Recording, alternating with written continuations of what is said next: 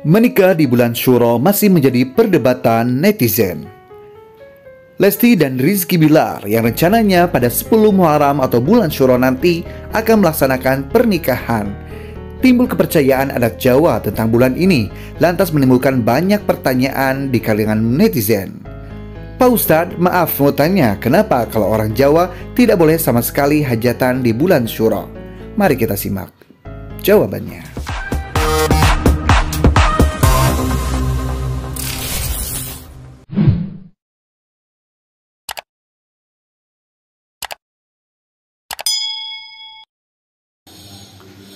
Assalamualaikum warahmatullahi wabarakatuh. Sahabat netizen yang budiman, kembali lagi bersama saya Adam Ilyasin di Adam History.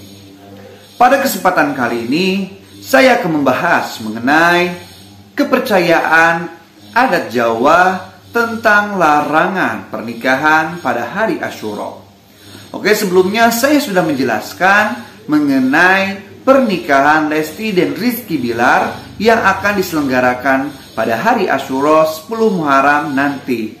Banyak sekali perdebatan yang terjadi di antara netizen yang memiliki kepercayaan adat Jawa yang menyebutkan bahwa Lesti dan Rizky Bilar jangan sampai menikah pada hari Asyura. Mereka memiliki kepercayaan bahwa menikah pada hari Asyura akan membawa malapetaka ataupun kesialan.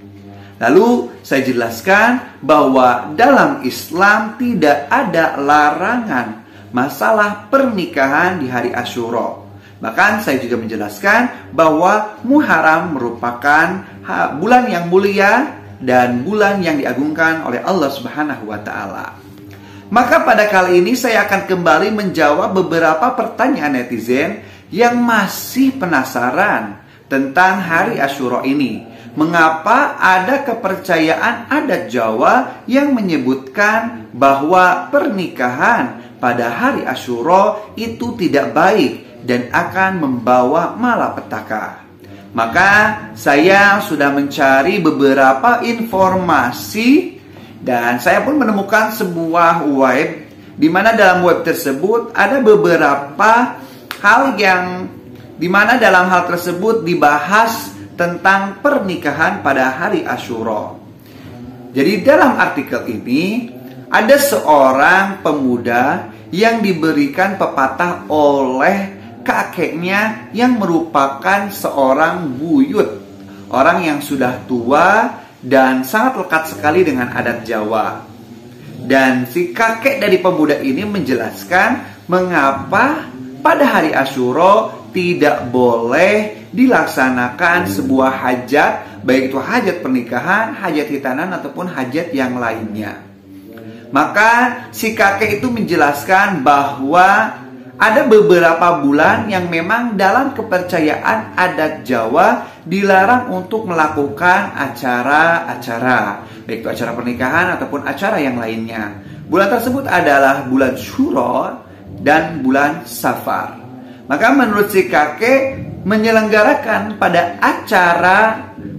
acara pada 2 bulan tersebut itu kurang bagus, bahkan akan mendatangkan malapetaka.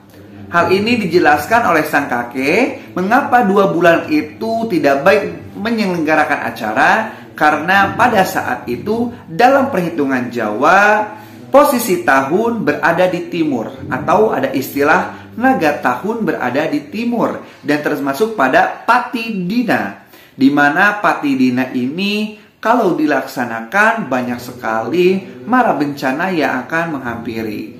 Bahkan si kakek pun menjelaskan sembari mencontohkan. Jadi di kampungnya itu pernah ada seorang yang menikah pada hari Asyura, dan akhirnya malapetaka pun terjadi. Ia mendapatkan musibah seperti itu. Nah, dari keyakinan yang pertama ini sebenarnya sudah melenceng sekali ya, karena madaratan itu datangnya dari Allah, bukan datang dikarenakan waktu. Karena kalau kita dengarkan tadi pendapatnya si kakek itu, bahwasanya tahunnya itu ada di posisi timur gitu ya. tidak setiap yang ada di posisi timur itu akan mendatangkan malapetaka. Ini hanya sebuah takhayul ataupun tatayur. Itu berita-berita yang tidak bersumber, yang tidak memiliki dalil. Oke? Jadi itu menurut si kakek yang pertama, mengapa pada hari Asyura itu tidak boleh dilaksanakan pernikahan selama bulan Syuro. Dikarenakan katanya, kata si kakek ini, karena posisi tahun ada di timur dan pada saat itu termasuk patidina dan sangat jelek sekali kalau kita melaksanakan acara pernikahan. Alasan yang kedua, si kakek pun menjelaskan bahwa Muharram ataupun Syuro ini merupakan awal tahun dan baik sekali untuk melakukan introspeksi diri. Jadi ketika kita sibuk mengintrospeksi diri, janganlah kita sibuk membuat acara. Artinya lebih baik bulan ini menjadi sebuah momen di mana setiap orang itu introspeksi diri. Nah, kalau pendapat yang kedua ini saya sedikit setuju ya. Mengapa? Karena memang Muharram itu adalah awal tahun dan memang introspeksi itu harus sering dilakukan. Tapi bukan berarti ada larangan untuk pernikahan. Bahkan pernikahan juga merupakan awal dari hubungan baru. Maka kalau dilaksanakan pada awal tahun, ya segala baru gitu ya. Tahun baru, lalu awal kehidupan baru dengan pernikahan. Jadi pendapat kedua dari si kakek ini ya saya setuju lah ya. Lalu yang ketiga, si kakek menjelaskan mengapa pada hari Asyura ini tidak boleh dilaksanakan pernikahan. Memang karena pada Asyura ini banyak sekali kejadian-kejadian yang sangat besar sekali. Dalam kepercayaan adat Jawa ada yang dinamakan dengan pembebasan tanah Jawa. Ini dilakukan oleh seorang pahlawan bernama Aji Saka yang membebaskan tanah Jawa dari seorang raksasa. Nah, ini juga terjadinya katanya pada bulan Muharram, sehingga bulan Muharram itu lebih baik kita mengagungkan, istilahnya itu memuja para orang-orang besar yang telah berkorban untuk tanah Jawa, seperti itu. Kalau menurut saya sih ya, bukan hanya Aji Saka saja yang terjadi pada 10 Muharram itu, tapi banyak sekali para nabi terdahulu juga. Sebenarnya saya sudah menjelaskan pada video sebelumnya. Ada Nabi Adam yang diterima tobatnya, ada Nabi Nuh yang diselamatkan dari bencana tufan, lalu ada Nabi Musa diselamatkan dari Fir'aun, Nabi Yunus dikeluarkan dari perut ikan, dan masih banyak sekali kejadian-kejadian terjadi pada 10 Muharram, bukan hanya berkaitan dengan tanah Jawa saja. Tetapi kembali lagi, dalam hukum Islam kita tetap ya, dalam Islam itu terdapat 3 hukum ya. Ada hukum akal, ada hukum syara, dan ada hukum adat ya. Hukum ini yang harus kita ikuti yang mana? Apakah hukum akal? Apakah hukum syara atau hukum adat? Ya. Maka yang harus kita ikuti adalah hukum syara. Hukum syara itu adalah segala sesuatu yang berkaitan dengan Al-Quran dan hadis yang sumbernya dari Allah dan para Rasul. Maka hukum syara itu diibaratkan sebagai telunjuk, di mana telunjuk itu adalah jari untuk kita memerintahkan. Sini, sana, situ. Nah, ke jari ini hukum syara, karena hukum syara itu harus diikuti. Bagaikan telunjuk, di mana telunjuk ini akan menunjukkan mana yang baik, mana yang betul, mana yang harus dilakukan, mana yang jangan dilakukan. Adapun yang paling tinggi adalah hukum akal. Hukum akal ini adalah hukum yang paling tinggi, karena memang akal itu tidak terbatas, sehingga diibaratkan jari tengah yang tinggi. Akan tetapi setinggi-tingginya hukum akal tetap harus mengikuti hukum syara.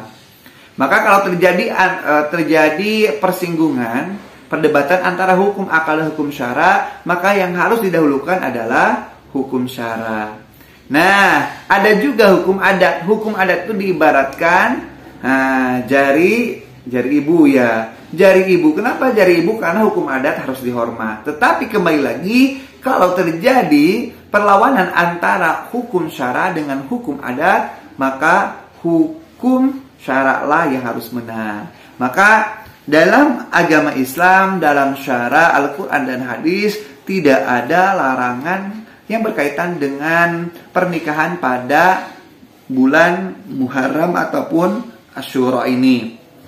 Jadi jangan sampai kita memiliki kepercayaan yang malah ini bertolak belakang dengan hukum Islam, ya. Akan tetapi harusnya adat kebiasaan ini ataupun adat istiadat ini menjadi landasan untuk agama kita, ya, seperti itu.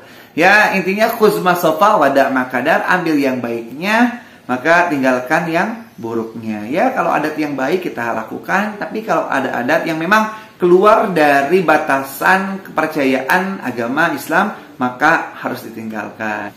Oke, mungkin itu yang bisa saya sampaikan. Semoga apa yang saya sampaikan bisa bermanfaat. Kita sama-sama doakan untuk setiap orang yang akan melaksanakan pernikahan. Semoga pernikahannya ada dalam langgeng, ada dalam kebahagiaan, bisa sakinah, mawadah, dan warohmah tanpa ada bencana yang datang. Ingat, percaya kepada Allah, bertauhid pada Allah, insya Allah segala sesuatu akan datang dengan mudah, segala sesuatu akan datang penuh berkah.